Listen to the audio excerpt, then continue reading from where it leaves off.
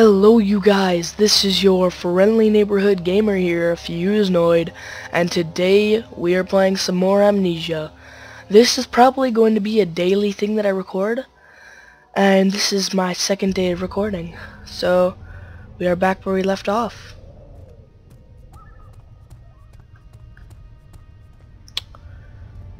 What's in here?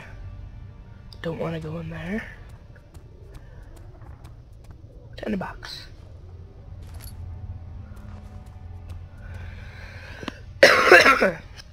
Excuse me, that was quite rude.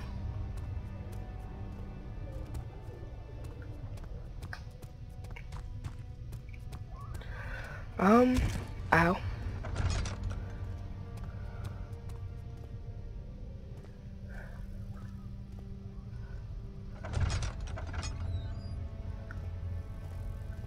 What the heck?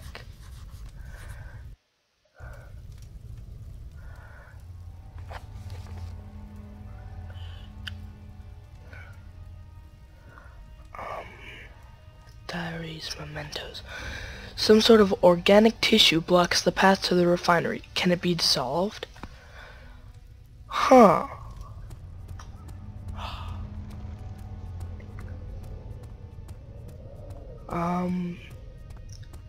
For now, let's go over here. The wine cellar and the laboratory. Let's check out the wine cellar. It's locked and will not open without a key.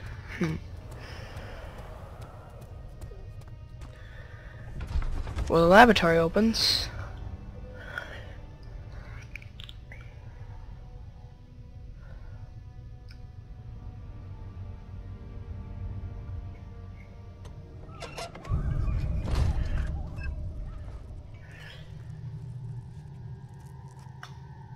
This room does not look very inviting at all.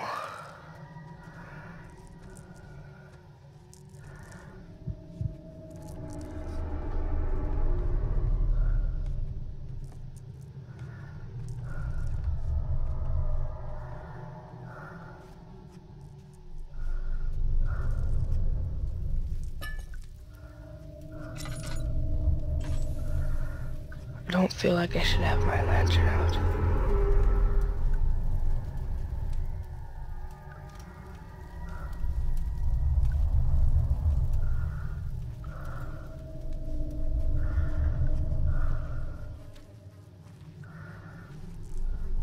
Ugh.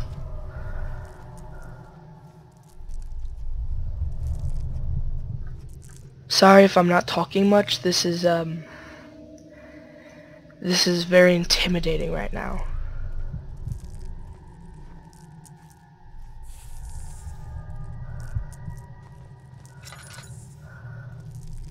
What was that?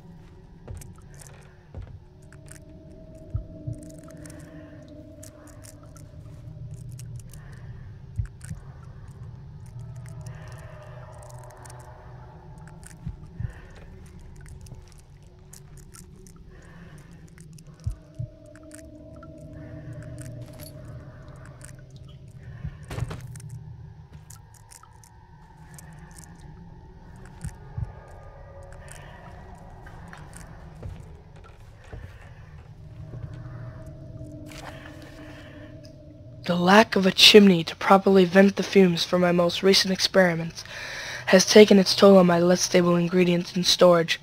Some seem unaffected, but many are stained by the fumes and will be difficult to salvage.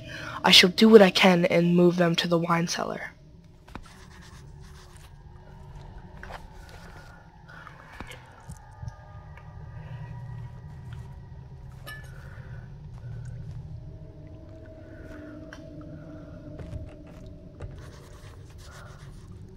4 different chemicals are needed to continue.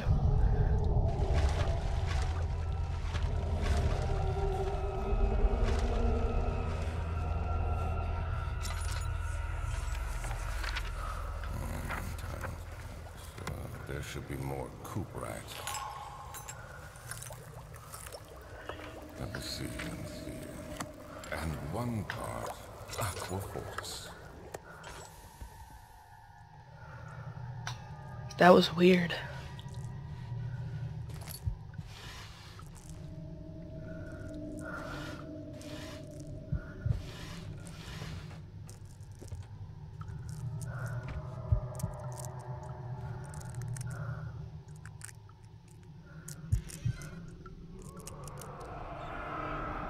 One day I will return. If it wasn't for the thought of you, my love, I wouldn't be able to go on.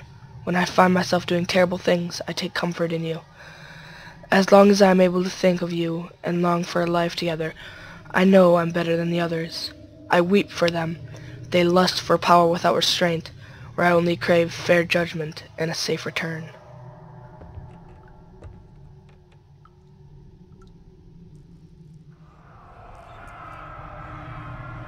What is that?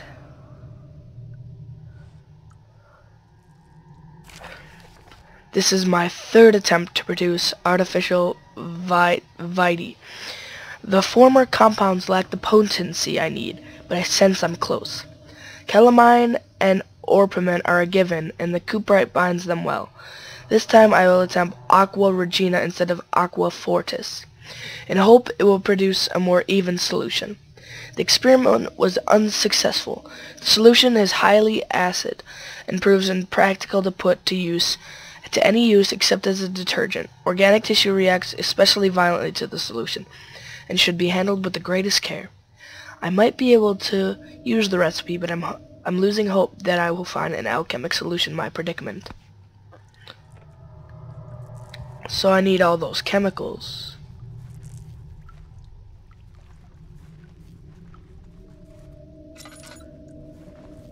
Okay.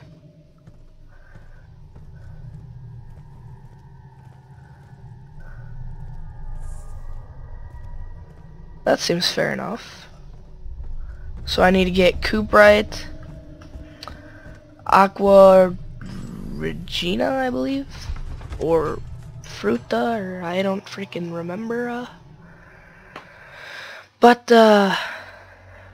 yeah.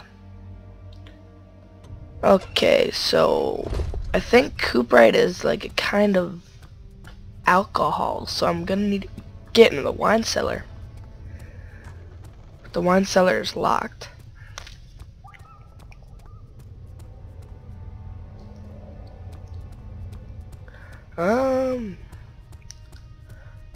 Nothing down there. Maybe it's in the archives.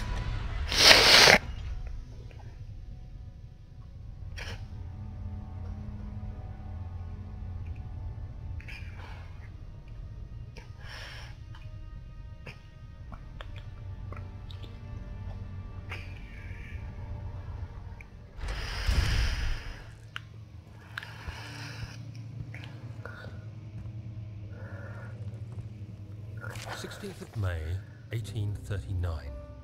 The unflinching African sun has continued to plague our expedition, making it impossible to dig until dusk.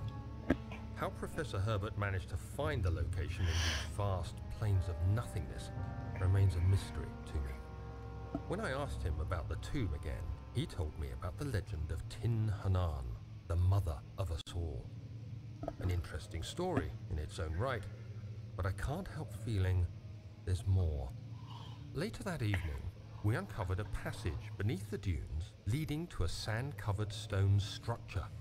The professor was confident it was the tomb we sought and ordered the others to clear the way late into the dark, cold night. Tomorrow, I shall lead the men into the ancient structure, hoping to reach the burial chamber. No matter what the professor is keeping from me, the dig should yield something interesting to take back to London and the British Museum. Huh, I wonder what's in there. Maybe it's like something to do with the shadow that's following me. Come on, give me oil. I need more oil. Need more. Not gonna go over there yet. Hello. Hello.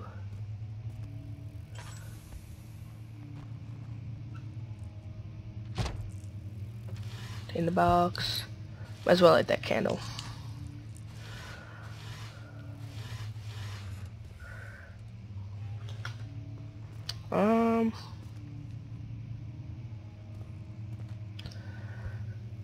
Well,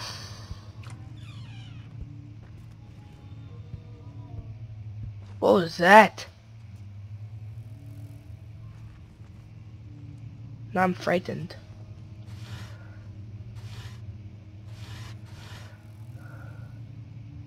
Clothes. No one needs clothes.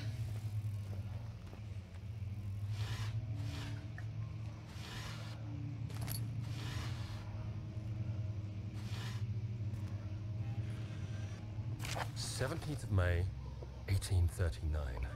My hands tremble as I write. I feel a need to document my tribulation, for I fear that my memory will fail me if I linger. Today, I took some men and ventured into the dark, ancient passage we uncovered. Our torches burned faintly in the murky air as we slowly made our way underground. The men were superstitious and fearful. They argued loudly, and I felt their strange language getting to me. I mustered my strength and yelled at them to continue down the slopes and broken steps. The crudely carved passage confused me. It looked much older than the 4th century structure we had expected. The twisting path emerged into a great antechamber. The walls were lined with statues unlike any I'd ever seen. Despite their unearthly quality, I felt a strange familiarity toward them, which haunts me still. At the far end of the chamber, a great slab of stone sealed off whatever lay ahead. I gave the order to raise it, and as I pushed through the narrow space, the heavy stone suddenly dropped, sealing me inside. I was trapped. Well, that's never good. You don't want to be trapped in a freaking tomb. Hello?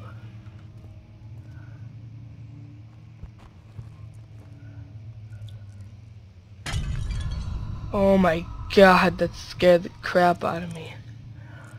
Hello? That's not creepy at all. Yes, oil.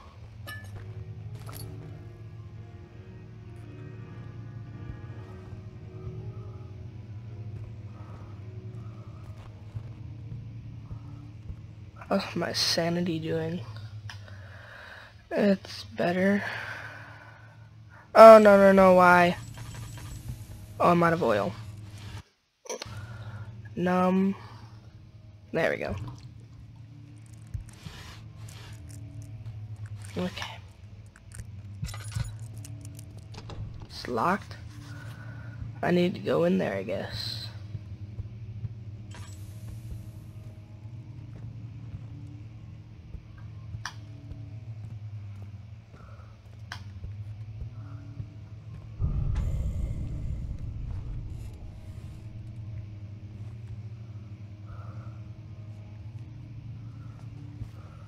Why does this game hate me so much?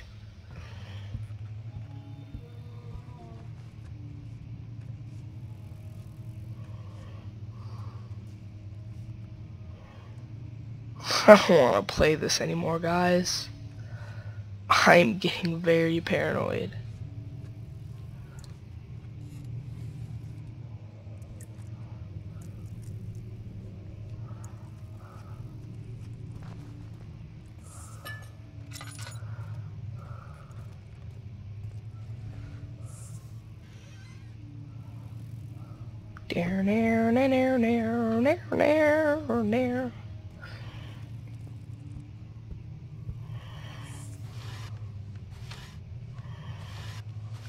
No one cares about your scrolls. Hello?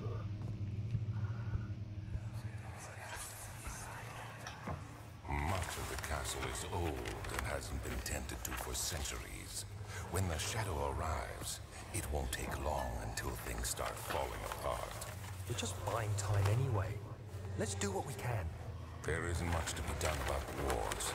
We should reinforce weak structures. The ground will tremble and there's a risk everything will cave in on us, especially downstairs. Here, and there. Let's get the servants working on it.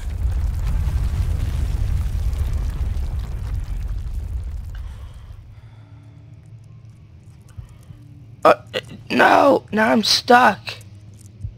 Why would you do it? Why, Daniel? Ooh, $10.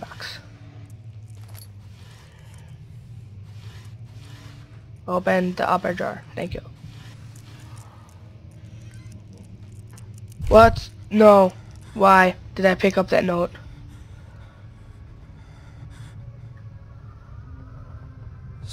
May 1839. After pounding the unforgiving stone wall for what seemed like an eternity, I realized it was hopeless. I was trapped. I fell to the ground, gasping for air, trying to focus. That's when I saw a faint blue... I need to go to the blue shimmer. My weakened body was heavy to carry. Let's go backwards. No, I'm kidding. Myself toward the enchanting light. It was waiting for me. Enclosed in dark nothingness, I felt myself drawn to the mystic light. I reached out, closing it in my hands. The faint glow escaped my fingers and began to spark brightly and spirit me away, unlocking alien memories of spiraling towers, endless deserts, and impossible geometry. The next thing I can remember is the grating sound of stone being lifted, the voices of the Arabs pulling me to safety, and grasped firmly in my hands was the broken pieces of a most peculiar relic.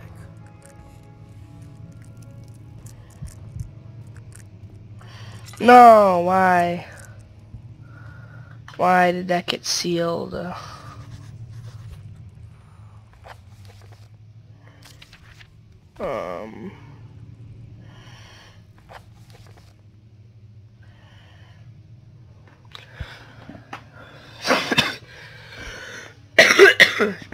Excuse me again.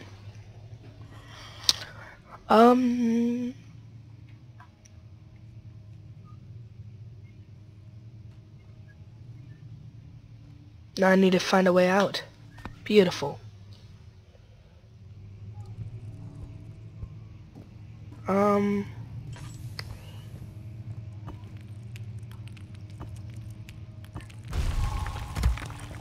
That makes no sense. How is it not breakable by hand?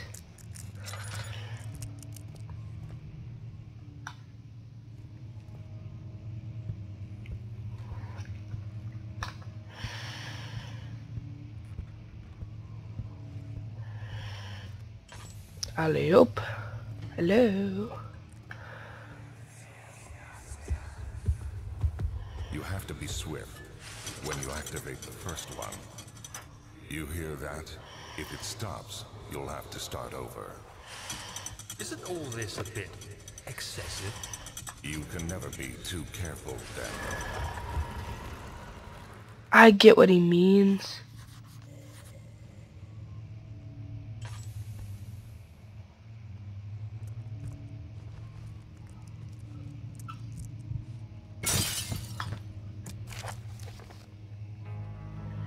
Another region rich with lore is Eldstedt, deep within the East Prussian woods.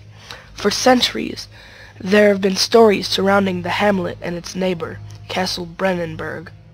The quiet forest-clad mountains, dressed with scattered lakes, is as picturesque as can be, albeit the area is haunted by the dark. Ask any local and you will hear proof of the widespread superstition. All travelers should indulge themselves in such conversation, since it will certainly serve as exciting entertainment. All of them have their own twists on the tales, but there are some motifs that keep reappearing. The gatherers. The story reaches all the way back to the time of the 30 Years' War. It is said that soldiers who abandoned their duty got lost in the cold, dark woods and were forever damned to roam the grounds. Their bodies, wrought by their tainted souls, have left them disfigured and empty of essence. Many have cited them over the years and described them as horrid revenants. They move silently through the woods, shying away from any beholder. They are called gatherers, as they seem to follow some ambition to steal living creatures. It is their prey which can be heard struggling inside damp, burlap sacks, dragged behind them, which reveal their presence. What dark scheme do they follow?